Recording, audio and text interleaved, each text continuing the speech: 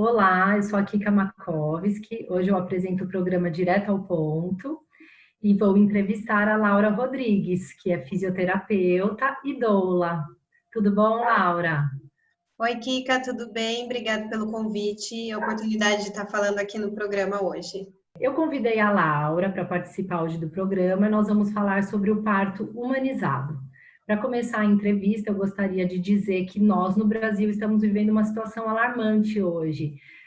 Nós temos uma taxa de cesariana de 55,5%, ou seja, nós estamos muito acima da indicação da Organização Mundial de Saúde, onde a taxa ideal seria em torno de 15%, como acontece em países desenvolvidos como a Holanda, a Suécia, os Estados Unidos. Até os Estados Unidos têm uma taxa menor que a do Brasil, de 32%.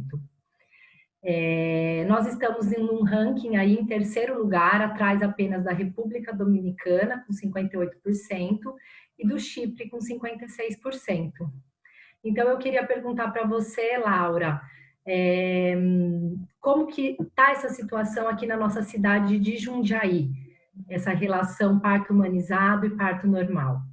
Então, Kika, assim, quando a gente fala em 55% de taxa de cesariana, na verdade é realmente alto, mas a gente só tem esse número que chega a 55% devido ao SUS, que não é permitido ter cesárea eletiva. Nos hospitais onde a gente tem a opção de cesárea eletiva, a mulher ela pode escolher se ela vai querer uma cesárea ou não, agendar, né, a cesárea. Tem hospitais que a gente chega em torno de 90, 95%.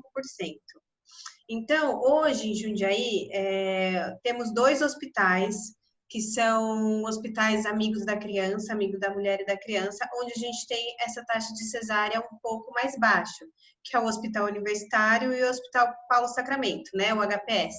Os dois levam esse selo. Porém, a gente sabe que, como todo o resto do Brasil, Jundiaí ainda está, assim, caminhando, né, para uma melhora em relação à assistência ao parto.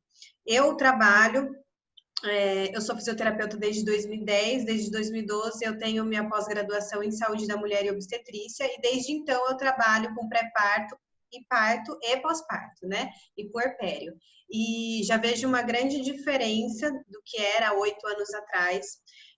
Já vejo o crescimento das mulheres procurando mais a respeito, estudando mais a respeito, mas infelizmente ainda é a minoria que tem acesso a esse conhecimento, né?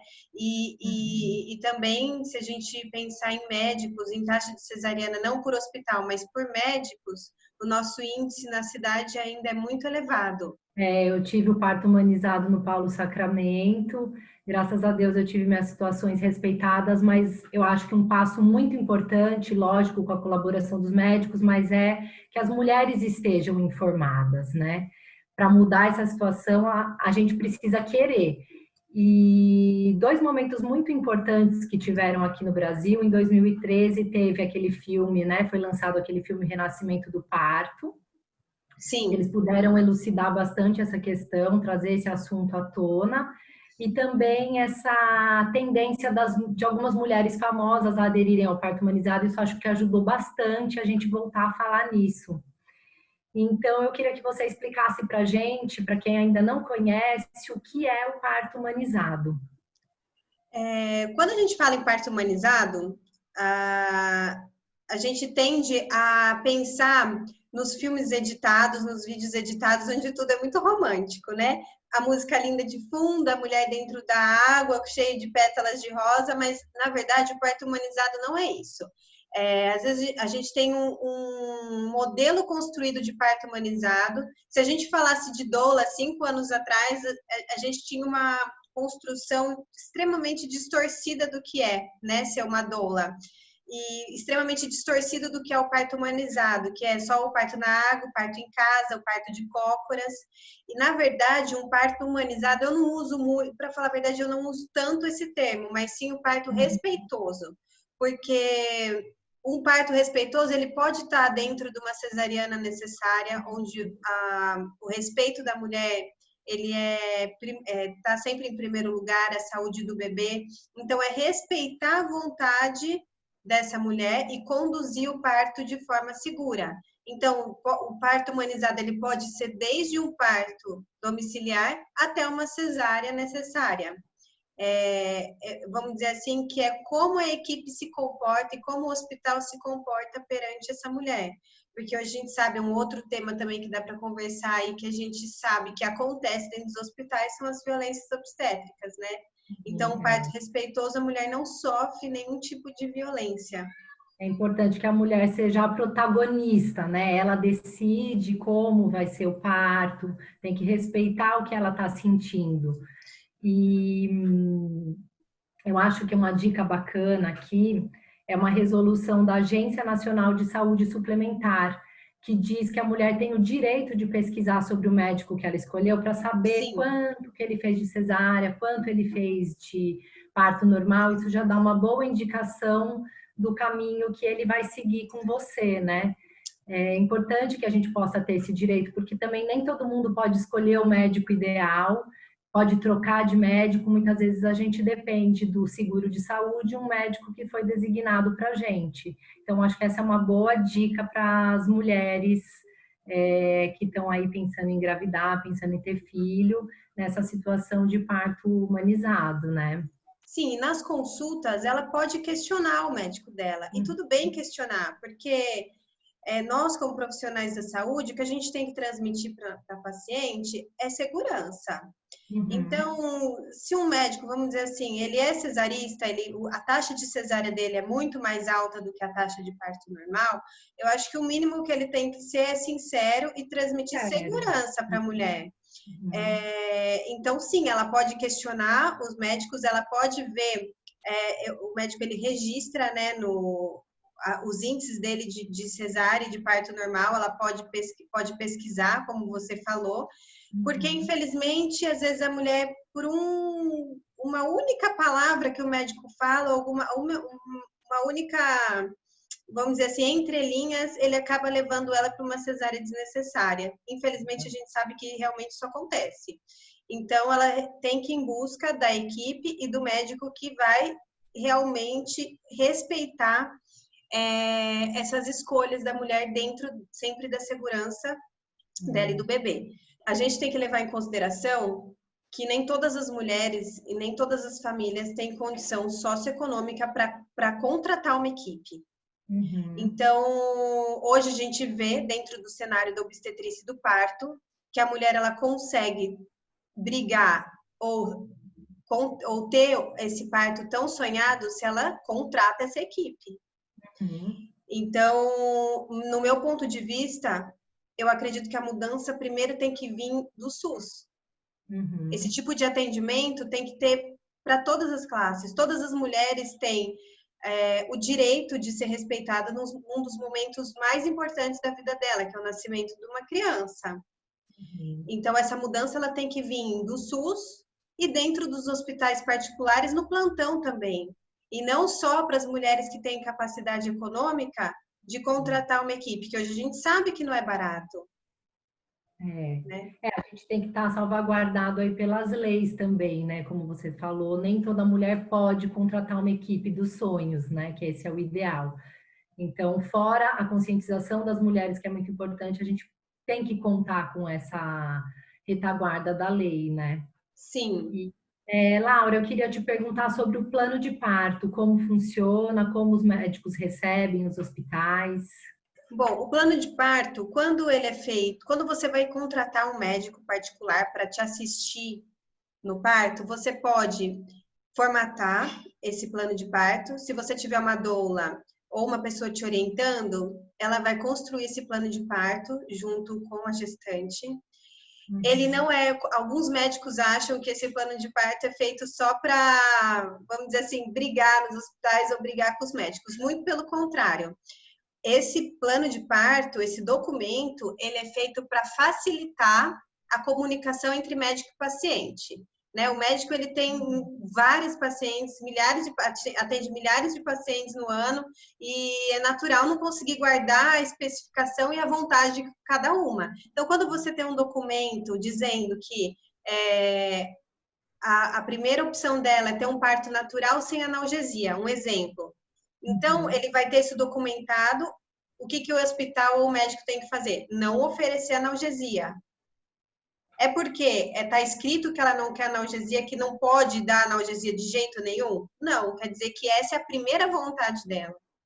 Então, o hospital vai respeitar, não tentando colocar analgesia ali no meio do trabalho de parto.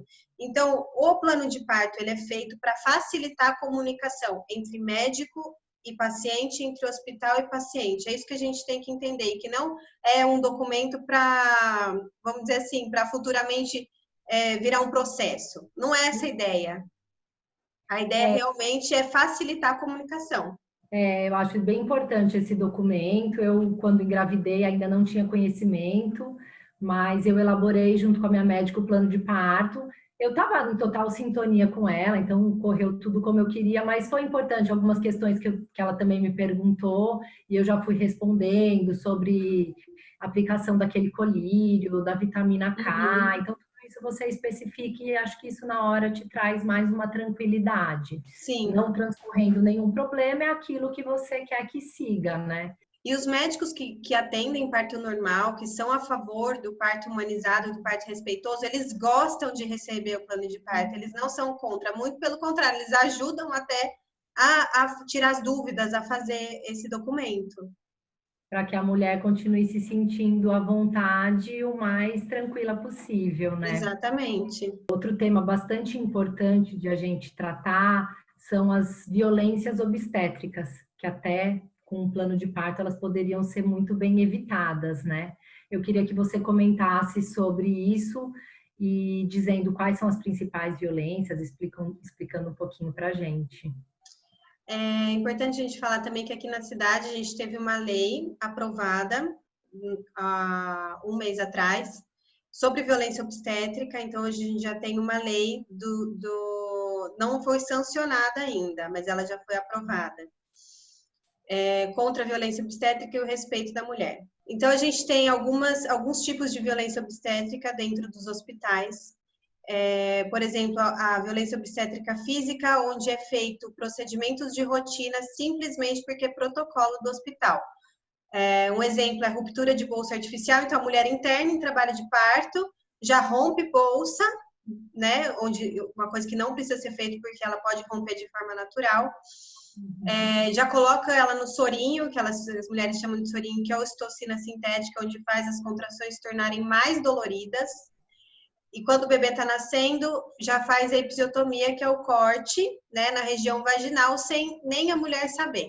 Então, hoje, isso já é considerado violência obstétrica. Outra violência que a mulher pode receber é de ser impedida de se movimentar. Alguns hospitais obrigam a mulher a ficar na posição de litotomia, que é a posição deitada, o tempo todo no trabalho de parto. E a gente sabe, quem atende parto, quem dá esse tipo de assistência, sabe que essa posição ela é muito mais incômoda e dolorida para a mulher. Se movimentar ajuda o bebê a descer, facilita o parto. Então, tem alguns hospitais que obrigam a mulher a ficar deitada o tempo todo e parir na posição ginecológica. E hoje a gente sabe que outras formas de parir podem ser mais confortáveis para a mulher. Ou seja, a mulher ela passa por procedimentos e protocolos do hospital, porque é uma regra, né, do hospital, e acaba um parto que é para ser uma coisa feliz, um parto feliz, onde a mulher ela tem que se sentir bem, ela tem que se sentir empoderada, ela vai enxergar o parto como um sofrimento, né, por ter todo esse tipo de violência. O parto tem que ser algo instintivo, né? Tanto que, assim, minha médica, ela brincava que deveria nem chamar parto humanizado, mas parto selvagem, porque a gente tem que retomar esse nosso instinto. Eu, no meu parto, fiz vários exercícios com a doula, foi maravilhoso. E eu não planejei, mas meu filho acabou nascendo de cócoras e eu achei a melhor posição, porque tudo que eu menos queria era ficar deitada na maca. Então, me movimentar, fazer todas as manobras, isso me ajudou bastante a controlar a dor, eu não tomei anestesia. E é humilhante você pensar que um médico te obrigue a ficar deitado ali naquela posição na maca, né? Outra coisa que eu acho importante a gente comentar é que muitas mulheres elas têm uma insegurança em relação ao parto normal por acreditar erroneamente que a cesárea é mais segura. E não é nada disso, né? É, eu gostaria que você comentasse, então, sobre essa questão do parto normal. Ele é o parto mais seguro e mais saudável para o bebê e para a mãe. Sim. É, a gente tem que pensar que a cesárea, primeiro que a cesárea não é parto. Cesárea é uma cirurgia. Tem gente que vai contra, mas isso é fato, né? A cesárea é uma cirurgia de grande porte. Não estou falando que uma mulher que passa uma cesariana ela é menos mãe ou menos mulher para uma mulher que teve um parto vaginal. Não é isso. Mas a gente tem que saber que a cesárea é sim uma cirurgia de grande porte. Então, para a gente que a gente chama de uma cirurgia, o nascimento por via alta, né? É cortado 7 camadas até chegar ao útero. Para quem não sabe, a mulher leva em torno de 75 pontos na sutura. Então, não é uma cirurgia pequenininha. É uma cirurgia rápida, mas é uma cirurgia grande. Então, os riscos de uma cesárea é o risco de qualquer outra cirurgia. É bem bacana falar isso, né? Eu sempre me impressiono com essa história de as pessoas não terem medo desse corte de camadas e eu acho bacana também as mães assistirem uma cesárea para elas terem a noção. Lógico que se for adequado, a cesárea é uma operação boa para salvar vidas, se precisar ser uma cesárea, isso que você falou. Sim. A mãe não vai ser menos mãe, é um recurso que a gente tem e ele tem que ser usado em caso de necessidade. Mas as mulheres precisavam ter essa consciência, né? A cesárea, ela é uma operação, ela vai ser muito mais agressiva para a mãe e para o bebê. Eu, quando assisti uma cesárea, eu fiquei bastante chocada com com esse corte das camadas. Então, acho que é bom, dentro da pesquisa da mulher, ela incluir assistir um vídeo desse para ir se conscientizando, né? Sim, como toda cirurgia, ela tem muito mais riscos, por exemplo, de uma hemorragia pós-parto do que um parto normal. Eu acredito que as mulheres têm essa sensação de segurança porque elas conseguem controlar Uhum. o nascimento do bebê. Então, ela não tem aquela expectativa, não tem a espera. Então, elas têm uma falsa sensação de que é mais seguro por isso. Pode ser isso. Dois, porque a gente tem uma cultura muito entranhada no Brasil, a cultura da cesárea. Ela foi vendida para a mulher há mais ou menos uns 50 anos atrás, 40 anos atrás, de que a cesárea era melhor.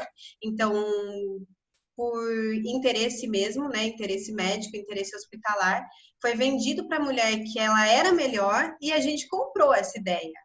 Então, a gente precisa desconstruir essa ideia. Os médicos, a grande maioria, estão muito mais acostumados a fazer uma cirurgia, a fazer a cesárea, do que assistir um parto normal. Então, a mulher desaprendeu a parir e a equipe médica desaprendeu a assistir parto normal. E a mulher, quando ela fala assim hoje, eu decidi ter um parto normal, decidi ter um parto natural, ela se torna, na grande maioria, anormal. Uhum. As pessoas contam histórias de partos normais muito ruins para as mulheres, para as gestantes. Então, a gente tem uma ideia totalmente distorcida do que é, de fato, um parto normal. Que bom que o movimento vem crescendo bastante aqui, né, no Brasil. A gente ainda está trabalhando com esse índice absurdo, né, alarmante, mas eu acredito que o seu trabalho também ajuda a reverter essa situação. Eu queria que você explicasse para a gente o que a fisioterapia pode ajudar a mulher a se preparar para o parto normal. Bom, a minha visão como fisioterapeuta é biomecânica, né? Eu vejo a mulher como esse tipo de avaliação que eu faço durante a gestação é totalmente físico, né? A fisioterapia ela vai ter esse olhar mais biomecânico para o parto. Então, a visão que eu tenho de cada gestante é 100% individualizada. O que foi bom para você na sua gestação talvez não seja bom para outra, né? Então é bem individualizado. A fisioterapia obstétrica, ela vai trabalhar na funcionalidade do corpo como um todo. Não é só contrair, relaxar, como muita gente acha que é só trabalho de períneo, que é só aprender a fazer a massagem perineal para não lacerar, não. A fisioterapia obstétrica, ela envolve o corpo da gestante como um todo. Todas as mudanças fisiológicas que ela vai ter durante a gestação, mudança de eixo de gravidade com o crescimento da barriga, formação de diástase, às vezes patológica, então a gente evita essa diástase patológica, que é a separação do reto abdominal, que causam outras consequências. Então, a gente vai evitar dores e disfunções durante essa gestação. Nós somos todos conectados, desde a ponta do dedão até o fio de cabelo, né? Uma coisa interligada na outra, em cadeias. Então, a fisioterapia, ela vai prevenir dores, desconfortos ou tratar dores e desconfortos, trazendo uma gestação mais tranquila e equilibrada para essa mulher. Outro fator muito importante da fisioterapia obstétrica é trabalhar os desbloqueios pélvicos, né? A mulher hoje, ela passa muitas horas sentada, muitas mulheres trabalham o tempo todo no computador, se movimenta muito pouco, isso cria o quê? Bloqueios pélvicos. Quando a gente tem bloqueios articulares, bloqueios ligamentares de tendões e músculos, esse bebê muitas vezes não se encaixa tão bem na pelve, dificultando a descida dele e o parto normal. Então, a fisioterapeuta vai ajudar em todo esse desbloqueio pélvico para facilitar a descida e a passagem do bebê. Isso durante a gestação. E hoje a gente já tem fisioterapeutas dentro dos hospitais, como no Hospital de Belo Horizonte, né, em Minas Gerais, e a gente está junto com o CREFITO, tentando trazer para dentro dos plantões hospitalares a fisioterapia obstétrica, que ela também vai auxiliar no alívio de dor durante o trabalho de parto, ela vai auxiliar as melhores posições para a mulher parir, ela vai assistir de forma com que essa mulher, facilitando que esse bebê desça na pelve de forma mais fácil, orientando, inclusive durante o expulsivo, oferecendo algumas posições que facilitam o expulsivo. Então, o fisioterapeuta intraparto já é comprovado que ele diminui em torno de 4 horas o trabalho de parto. Nossa, que maravilha. Então, estamos aí nessa briga, junto com o CREFITO, os hospitais, nessa luta, para incluir a fisioterapia obstétrica nos plantões, para que todas as mulheres tenham acesso a esse tipo de serviço, não só quem contrata, né? Ah, que legal. Ah, eu queria te parabenizar, então, pelo seu trabalho, por estar agregando bastante nessa luta, para a gente subir aí nosso índice de parto normal. E é isso, eu vou terminar aqui agradecendo a participação da Laura Rodrigues e até uma próxima. Kika, eu que agradeço. Para mim, assim, falar sobre parto, sobre humanização do parto é sempre uma honra, que além de ser meu trabalho, é minha missão de vida. Então, pode contar comigo para o que precisar. E é isso, assim, eu sempre fico muito feliz em poder falar do meu trabalho, em poder levar informação para mais mulheres sobre os direitos dela em relação ao parto e o que é, de fato, o parto humanizado. Ah, que maravilha. Então, tá bom. Até a próxima, pessoal. Vamos encerrando por aqui. O programa Direto ao Ponto volta na próxima semana. Até mais.